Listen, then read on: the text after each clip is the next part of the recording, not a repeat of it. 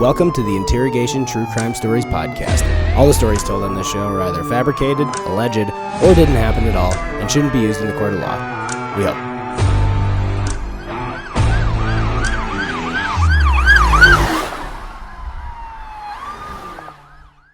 It, but then pussied out because you thought, well, jail.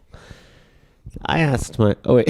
Are we going? Welcome to the Interrogation True Crime Stories podcast. I'm your host, Corey David, and as you heard a little bit before, we were just listening to the sweet musings of sweet baby boy, Colton Dowling. Hey, that's what goes on in my head all the time. There's movies and plots. I feel like that's, most of you. If I were to explain you, it's just this constant narrative that's going on in your head. Could be fantasy, could be something real. Right, and I try to loop people in, and some people go, well, I'm not interested in that. Well, I feel like that's fine. You loop people in like halfway through the story. Like you've already gotten through Act 1 and 2, and then you're like, all right, what about this for the finale? And nobody's aware of what you'd been saying like for the past 45 minutes. I was just doing crowd work with two people at Fort Comedy, Fort Collins, and I said to them, were there kids? But what I meant to say, did you grow up together? And I realized I was like, I can't translate what's going on in here to you do there. That a lot. Like I think on stage, like you mean to say something, and then it comes out totally different. Completely different. And then I go, you guys are idiots for not knowing, for not understanding what I didn't articulate properly. Exactly, that was my fault. But you say it really funny, so that way some people laugh. Yeah, I definitely give them cues. Like this is supposed to be like a character. This is supposed to be this. Yeah. I never go, and then that. I do. Enough of the ghoulish. You sweep from like one thing to another. Like you'll go off on a tangent and you'll be like, anyway, my gay husband from Louisiana. Right. Well, it's better than my straight husband from Nantucket. Yeah. Nantucket is a place, no matter what anybody says, but nobody knows where it is. It's kind of like Atlantis. It's like a mystery. It's like an extended island off of Martha's Vineyard, right? Is that true? Yeah, it's true. Okay. Yeah. Then someone's been to Atlantis. Yeah, I was going to say. Share the gold, Jew. Is this your first time out of Texas? Jesus Christ. Yes, you know what? It does feel a little bit like that sometimes. But I've been watching... I've actually seen it twice in the last couple of days. It's a weird, crossover what's happening with this podcast because... Crime is heavy on the mind these days. Yeah? Are you thinking about committing some, or is it just coming up I'm listening to Fat Joe's new book, and, I'll just tell you, he ain't a buster, so do not push him, okay? Okay. But then I've also been watching... What made you want to read Fat Joe's book? Caleb Presley did an interview with him. Okay. And he was, like, really cool. And I was like, oh, yeah, wait. So, wait, what does he go into in the book? His childhood and like growing up, basically the plot to Get Rich or Die Trying, but it was Fat Joe. Okay, so just replace the guy with a bigger character. Yeah, like a much larger guy. But then sorry, he'll just bud. bring Sorry, up Joe, songs. we didn't write that into the He's script. like, yeah, and then big pun, and you're talking, and you're just like, who the fuck is this guy? And then you'll Google one of the songs, and you're like, oh my god, I fucking love this song. And it's because you have the context now. Yeah, but what the funniest thing that I wish that this came into comedy a little bit more, but like when 50 Cent and Fat Joe were beefing, 50 Cent put out a diss track, mixtape called Elephant in the Sand. And on the album cover, he found a picture of Fat Joe with his wife on a beach.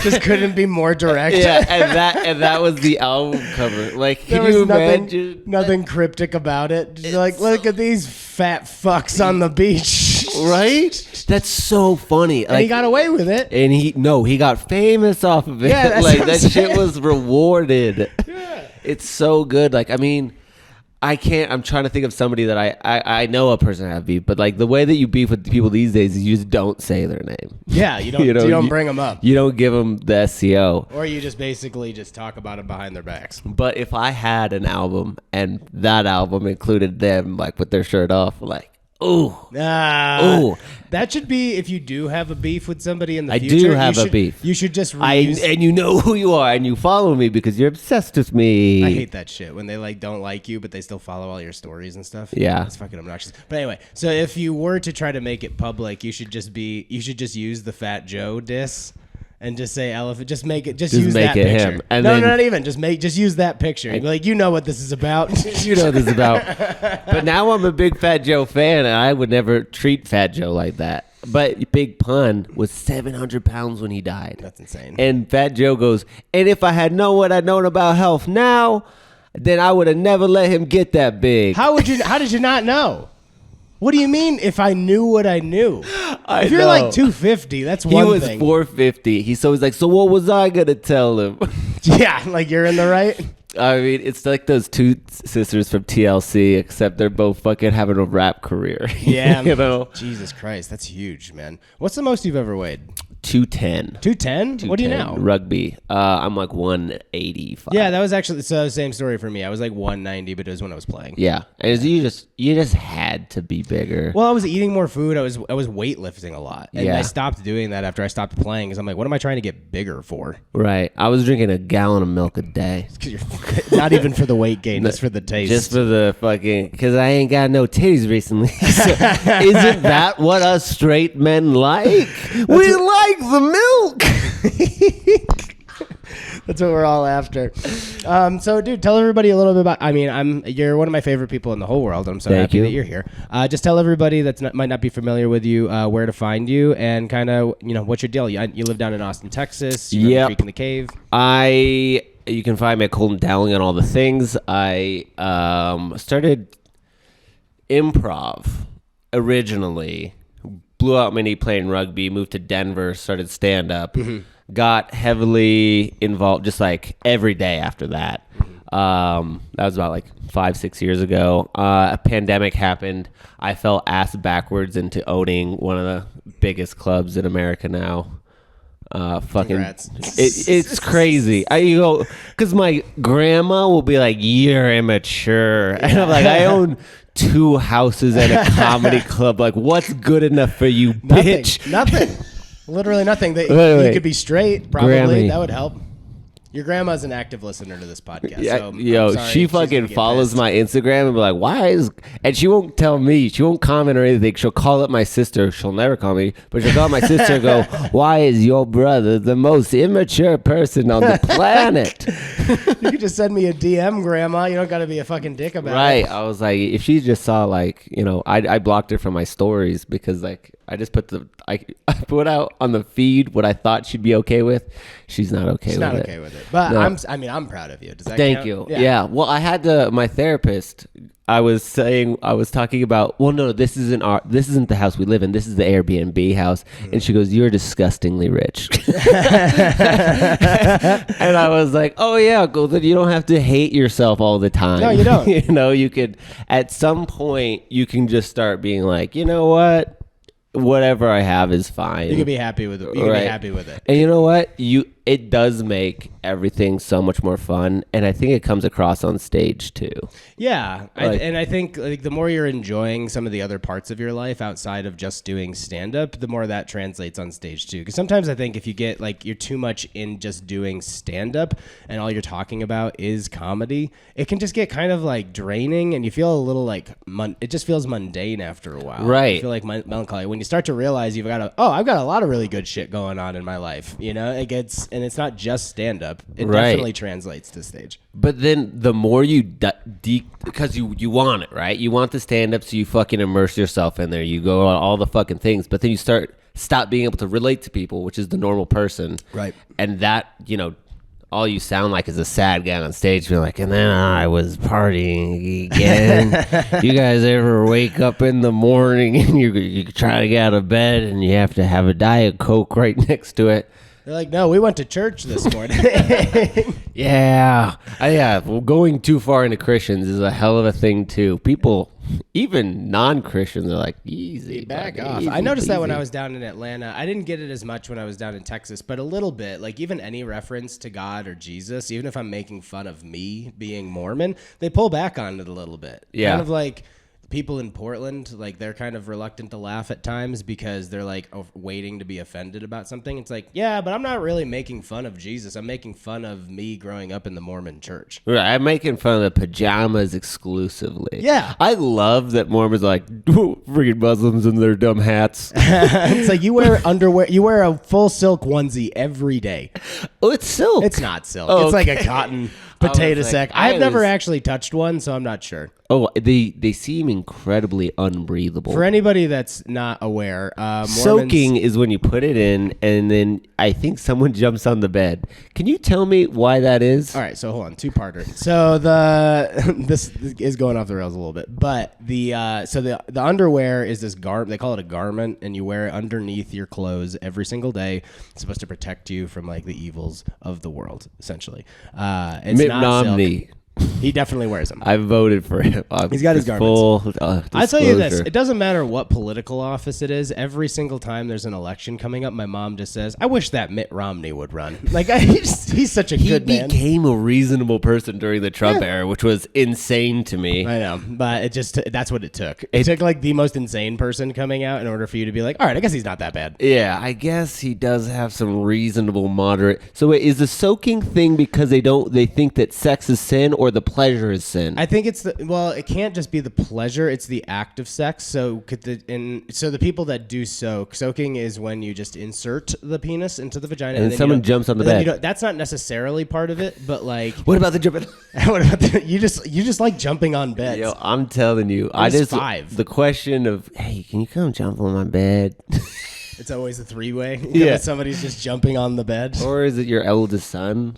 Yeah, most likely. It's just like, this is how you earn your way into the family. So Yeah, we got to yeah. make you another brother. We don't do farming anymore. So with soaking, you put your dick in a woman's vagina and then you don't move. That's the whole like thing. You're not supposed to move. So, but that's where like the jumping of the bed, like that's the thing. People can take their own flair with it, right? Like they're all into. If some people are into handcuffs, other people are into their friends jumping on the bed while they're inserted into their girlfriend. You know? Right, but if it's just the whole tricking God thing, where it's like, God said we couldn't have sex, but he still wants us to procreate, so he wants me to come in my hand and shove it up your pussy. Oh, there's a lot that's wrong with all of it, Colin. That's just a piece. You know what? There's a lot, but luckily it's not a crime, and I insist it's not a crime. It's not a crime.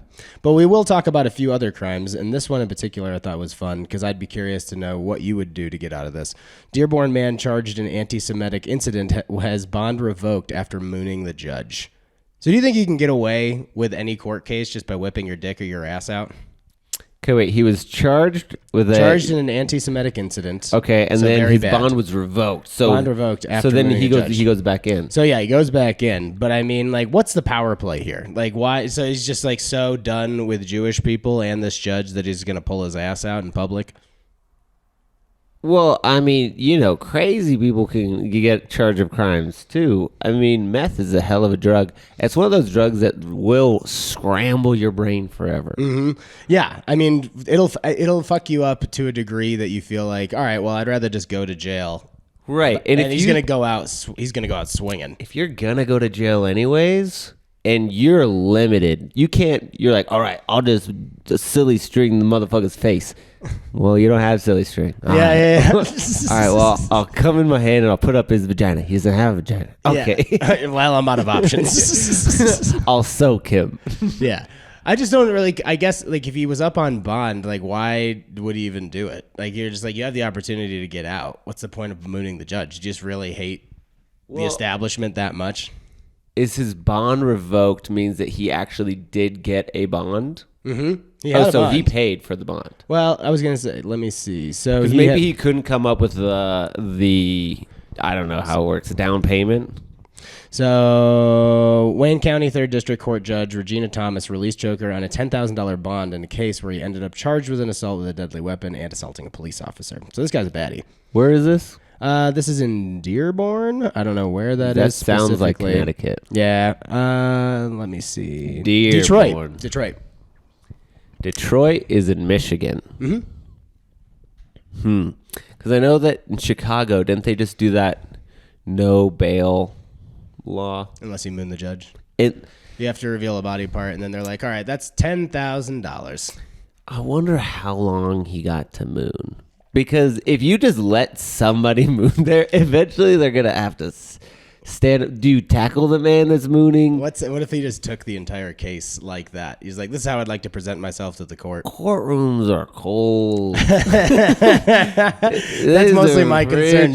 How long am I gonna have to stand here? Was the judge going, "Oh no, no, no, no, no"? Like, when somebody moons me, I mean, I feel like I get mooned kind of a lot. On Grindr, people just send you their whole, like, is this everything? Yeah, and you go, well, this is too much of the insides of you. Yeah. Do you feel like you get to see more people's body parts than the usual person, just from being on Grindr and stuff? I mean, I rarely see a vagina. Well, yeah, it's mostly the rare occurrence.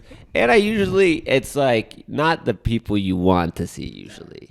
If the people you want to see, you got .coms for that. .co.uk sometimes. Have you ever been to page3.co.uk when you were 8 years old because page 3 had boobs? No. Yeah.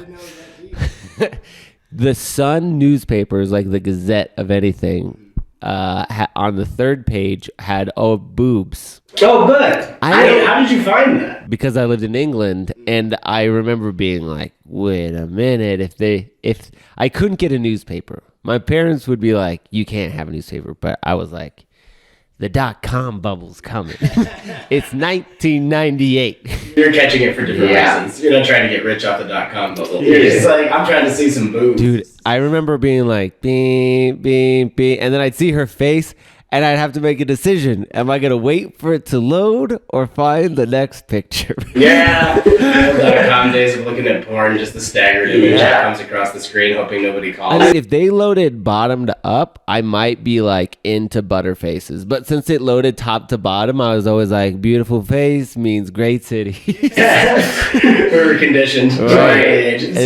The way I learned about sex was so mysterious.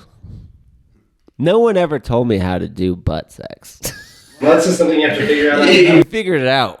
There's tutorials. I'm sure there's. If you need to hit me up and ask me, I'll tell you. Yeah, I was going to say he's got all the answers. He's a pro. All right, next one. Police arrested a school bus driver for drinking vodka while driving students. I don't understand why that would be a problem. Did he get into I don't think he got into an accident. He just got caught with in his coffee mug. In his coffee mug? That's how my dad used to drink. That's how everybody. Oh. In a coffee cup? A tumbler.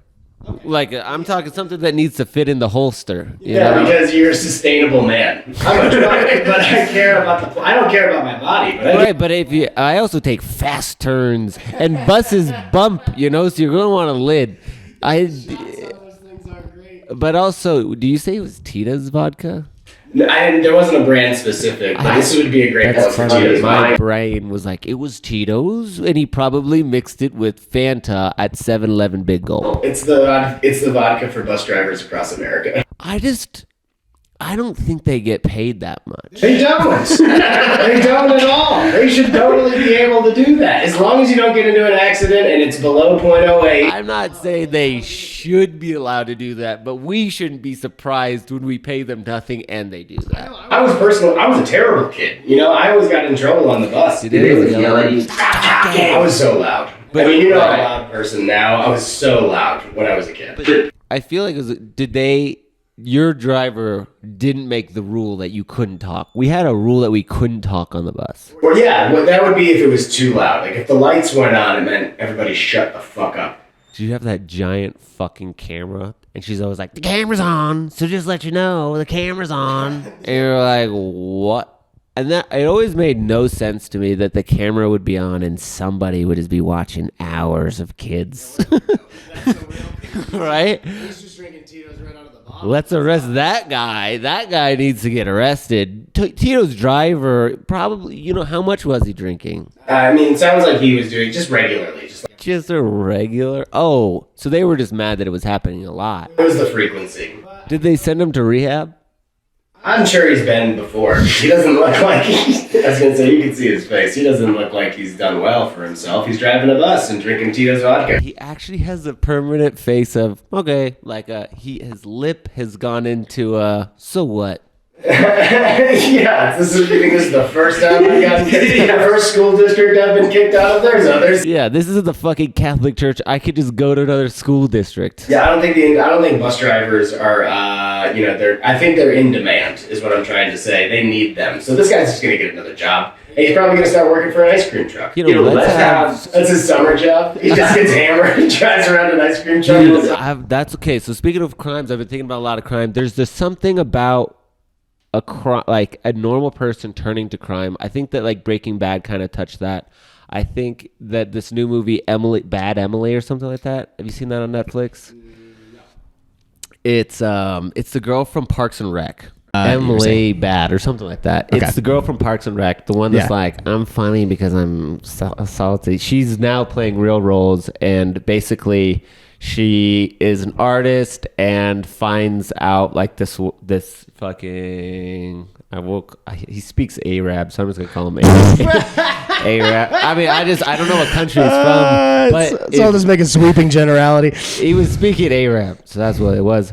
And if you saw my For You page, you know that I love Lebanese people. Lebanese weddings and women doing construction is my For You page. Yeah, of course. Like, if you've even seen them dancing very the line particular and niche. they're anyways. It's like soaking.